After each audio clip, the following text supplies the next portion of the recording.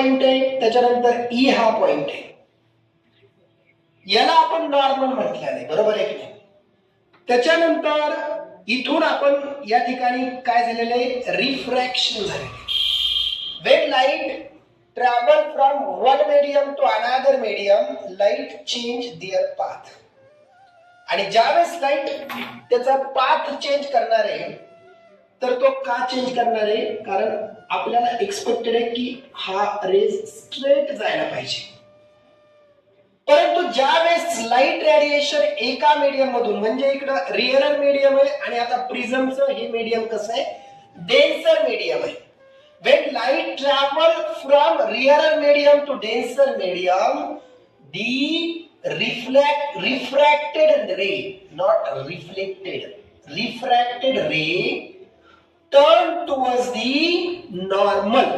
म्हणजे तो काय करणार आहे, थोडासा हलकासा कुणाकडे टर्न होणार आहे, नॉर्मल कडे टर्न होणार आहे. आणि याच्या अपोजिट करा, जेव्हा डेन्सर मीडियम मधून जर तो रेडिएशन मध्ये येत असेल रिअरर मीडियम कड, म्हणजे आपण ही प्रॉपर्टी पाहिलेली आहे की ज्यावेळेस हा रिअरर मीडियम आहे, हा डेन्सर मीडियम आहे आणि हा नॉर्मल आहे, जेव्हा इन्सिडेंट रे अशा प्रकारे येईल तर आपल्याला असं वाटतं की तो सरळ जायला पाहिजे, पण तो स्ट्रेट जात नाही. तो कसा पास होणार आहे, नॉर्मल कट टर्न करणार आहे. आणि ज्या वेळेस तो नॉर्मल कट टर्न होईल, त्याच आर्टिकलला किंवा त्या कन्सेप्टला आपण काय म्हणतो, रिफ्रॅक्शन ऑफ लाईट म्हणतो. काय म्हणतो त्याला आपण, रिफ्रॅक्शन ऑफ लाईट म्हणतो, बरोबर आहे की नाही. पण याला आता उलट करा, बरोबर आहे, कारण एक्झाम मध्ये जे क्वेश्चन येणार आहेत ते तुम्हाला स्ट्रेट फॉरवर्ड कधीच विचारले जात नाही. तुम्हाला कॉम्पिटिटिव्ह एक्झाम मध्ये क्रॉस क्वेश्चन केले जातात, मग आपण रट्टे मारलेला असतं याच्यावर. पण हे फिजिक्स आहे. फिजिक्स जर तुम्हाला 100% चांगल्या प्रकारे जर तयार करायचं असेल, तर तुम्हाला प्रिपरेशन करत असताना टोटल अँगलनी त्याला प्रिपेअर करावं लागेल. मग जर समजा डेन्सर मीडियम टू रिअरर मीडियम कडे जर टर्न होत असेल, किंवा इन्सिडेंट रे डेन्सर मीडियम मधून जर येत असेल, तर तो नॉर्मल पासून जवळ येणार आहे का दूर जाणार आहे, दूर जाणार आहे. म्हणजे तो रेडिएशन दुसऱ्या कंडिशन मध्ये अशा प्रकारे जाणार आहे. म्हणजे पहिली कंडिशन अशी आहे तर दुसरी कंडिशन अशी आहे. मग इथं पण प्रिझम मध्ये आपल्याला ते स्टडी करायचं. ज्यावेळेस इन्सिडेंट रेडिएशन येणार आहे, प्रिझमला स्पर्श करणार आहे, त्यावेळेस त्याचा पाथ काय होणार आहे, चेंज होणार आहे. मग आता बघा, आपल्याकडे इथला जो अँगल आहे त्याला आपण अँगल ई आय ने रिप्रेझेंट करतो. अँगल आय जो आहे त्याला आपण काय म्हटलेलं आहे, इन्सिडेंट अँगल म्हटलेलं आहे, अँगल ऑफ इन्सिडेंट म्हटलेलं आहे. काय म्हटलेलं आहे, अँगल ऑफ इन्सिडेंट म्हटलेलं आहे. त्याच्यानंतर इथं नॉर्मल मध्ये आणि रिफ्रॅक्टेड रे मध्ये जो अँगल फॉर्म झालेला आहे, त्या अँगलला आपण काय म्हटलेलं आहे, अँगल ऑफ रिफ्रॅक्शन म्हटलेलं आहे. काय म्हटलेलं आहे, अँगल ऑफ रिफ्रॅक्शन. काय म्हटलं त्याला आपण, अँगल ऑफ रिफ्रॅक्शन म्हटलं आहे. What is the definition of angle of refraction, the angle which is formed between normal and refracted rays. Refracted ray मध्ये आणि नॉर्मल मध्ये फॉर्म झालेला जो अँगल आहे, त्या अँगलला आपण काय म्हणतो, अँगल ऑफ रिफ्रॅक्शन म्हणतो. आता अँगल ऑफ इन्सिडेंट कशाला म्हटलंय, व्हॉट इज द डेफिनेशन, असं पाठ करत बसले तर सायन्स पाठ होणार आहे का. मग कन्सेप्ट तुम्हाला अंडरस्टँड करावे लागतील. ऑलरेडी ते पाठ होते.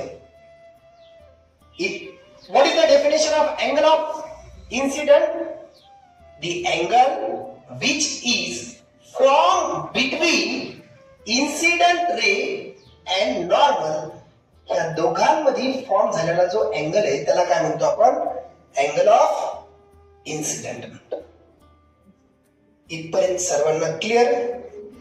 आता ईच्या नंतर इथं काय येणार आहे आपल्याकडे, एफ येणार आहे. या रेडिएशनला, या पॉइंटला आपण एफ म्हणू. आणि हा नॉर्मल म्हणजे प्रिझमची ही बॉर्डर आणि याच्यामध्ये कितीचा अँगल आहे, 90 डिग्रीचा अँगल आहे. मग आता हा जो मीडियम आहे तो डेन्सर मीडियम आहे. डेन्सर मीडियम मधून रिअरर मीडियम कडे येत असताना इथला कन्सेप्ट आता कामाला येणार. ज्यावेळेस लाईट इन्सिडेंट रे रिअरर मीडियम मधून डेन्सर मीडियम मध्ये येत होते त्यावेळेस त्यांचा पाथ हा होता, ह्या नॉर्मल कडे ते अट्रॅक्ट झाले. पण आता ज्यावेळेस डेन्सर मीडियम मधून ज्यावेळेस ते रिअरर मीडियम कडे जातील तर त्यावेळेस ते नॉर्मल पासून दूर जाणार आहेत. बरेचसे विद्यार्थी हे आर्टिकल प्रॉपर अंडरस्टँड करून घेत नाही आणि मग होतं असं की हे कुठेतरी पाठांतर केलेलं असते आणि मग त्याच्यावर विचारलेले जे काही क्वेश्चन्स आहेत त्याचा आपल्याला कसल्याही प्रकारे आन्सर टिक करता येत नाही. आता विद्यार्थी मित्रांनो, जर तो नॉर्मल कडे टर्न झाला असता तर ह्या नॉर्मल कडे अशा प्रकारे तो रेडिएशन गेला असता, बरोबर आहे. पण असं होत नाही. ज्यावेळेस डेन्सर मीडियम कडून तो रिअरर मीडियम कडे येणार आहे त्यावेळेस मात्र तो नॉर्मल पासून काय होणार आहे, दूर जाणार आहे.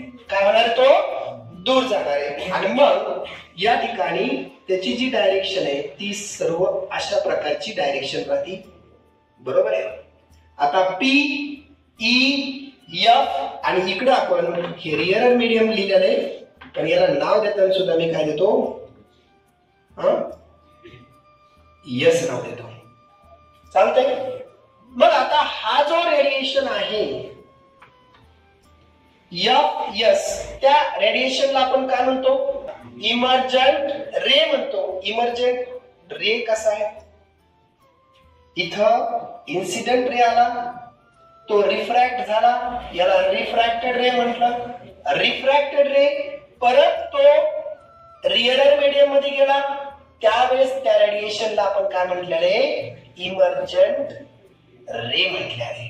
मग आता इमर्जंट अँगल कशाला म्हणायचे, कॅन एनीवन टेल?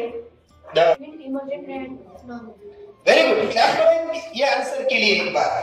म्हणजे नॉर्मल आणि इमर्जंट रे जो आहे याच्यामध्ये फॉर्म झालेला जो अँगल आहे त्या अँगलला आपण अँगल ई ने रिप्रेझेंट करतो.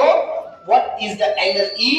ई काय करणार आहे, तो काय रिप्रेझेंट करणार आहे, अँगल ऑफ इमर्जंट, बरोबर आहे. अँगल ऑफ इमर्जंट म्हणतो आपण त्याला, बरोबर आहे की नाही. मग अशा प्रकारे आपल्याकडे हे 3 अँगल आहेत. प्रत्येकाला ती लक्षात आले का नाही लक्षात आले? तिन्ही अँगल लक्षात आले, तिन्ही रेज लक्षात आले, बरोबर आहे.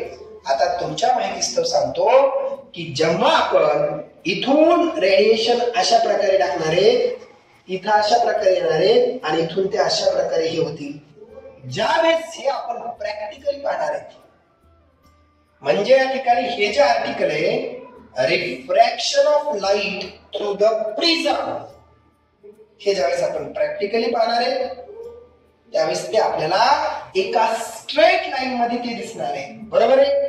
तर आता आपण पुढच्या सेशन मध्ये म्हणजे याच सेशन मध्ये या ठिकाणी आपण काय करणार आहे, त्याला प्रॅक्टिकली ऑब्जर्व करणार आहे, बरोबर. एंगल ऑफ डेविएशन किसे कहते हैं?